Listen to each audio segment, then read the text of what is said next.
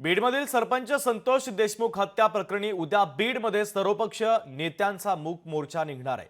मोर्चाच्या पार्श्वभूमीवर संपूर्ण बीड शहरामध्ये बॅनरबाजी करण्यात आली। संतोष देशमुख यांची हत्या म्हणजे माणुसकीची हत्या आहे असा उल्लेख बॅनरवर करण्यात आलेला आहे आणि या मोर्चाच्या पार्श्वभूमीवर काही नागरिकांसोबत संवाद साधला आहे। आमचे प्रतिनिधी विकास माने यांनी पाहूयात। सरपंच संतोष देशमुख यांच्या मारेकऱ्यांना कठोर शासन व्हावे या मागणीसाठी उद्या सर्व पक्षीयांचा मोर्चा होणार आहे। याच मोर्चासाठी सर्व समाज बांधव देखील उपस्थित होणार आहेत। या मोर्चाचं नेमकं स्वरूप कसं असेल हे जाणून घेण्यासाठी समस्त बीडकर आहेत, जरांगे पाटलांचे समर्थक आहेत आणि सर्व पक्षीय देखील आहेत। उद्याचा मोर्चा नेमका कसा असेल?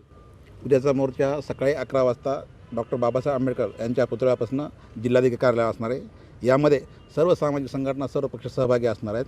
मूळ म्हणजे पाहायला आपण गेला तर या हत्येपाठीमागे ही हत्या जी आहे ती अत्यंत निर्गुण आहे आणि ह्या हत्या दहशत पसरवण्यासाठी मुद्दाम केलेली आहे आणि याचा संपूर्ण महाराष्ट्रामध्ये उद्रेक आहे। आणि सर्वसामान्यांची इच्छा आहे की स्वर्गीय संतोष देशमुख यांच्या मुलीनं जे आवाहन केलेलं आहे की जे माझ्या वडिलांच्या बाबतीत झालं ते भविष्यकाळात कुणाबाबतीत होऊ नये आणि त्यांना न्याय हवा आहे आणि त्या न्याय मिळण्यासाठी सर्व आम्ही या ठिकाणी जमलेलो आहोत। संतोष अण्णाला ज्या निर्गुण पद्धतीने हत्या केलेली आहे हे फक्त आणि फक्त दहशत माजवण्यासाठी आहे। काल तुम्ही म्हणल्याप्रमाणे धाराशिव या ठिकाणी जी घटना घडली ते सुद्धा त्या गावातले सरपंच होते, गावाच्या लोकांच्या व्यथा मांडल्या होत्या।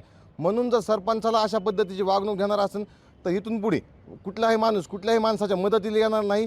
त्यामुळे कायदा व सुव्यवस्थेचा प्रश्न निर्माण झाला। माझ्या गृहमंत्र्यांना अशी विनंती आहे की आतापर्यंत जे आरोपी मोकाट आहे या आरोपींना लवकरात लवकर अटक करून हिथं कायद्याचं राज्य आहे आपण दाखवून द्यावं। येणाऱ्या नवीन एसपींना आव्हान करतोय की तुम्ही IPS अधिकारी आहात, तुम्ही सगळा अहवाल चेक केला आहे, याच्यामध्ये जे इन्व्हॉल्व आहेत ह्यांना तुम्ही अटक करायला कुणाची वाट बघताय?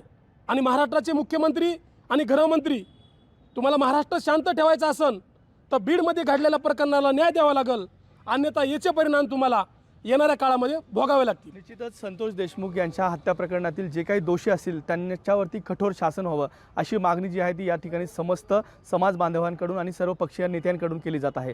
विकास माने, लोकशाही मराठी, बीड। लोकशाही मराठी ऐका, पहा, जागरूक रहा।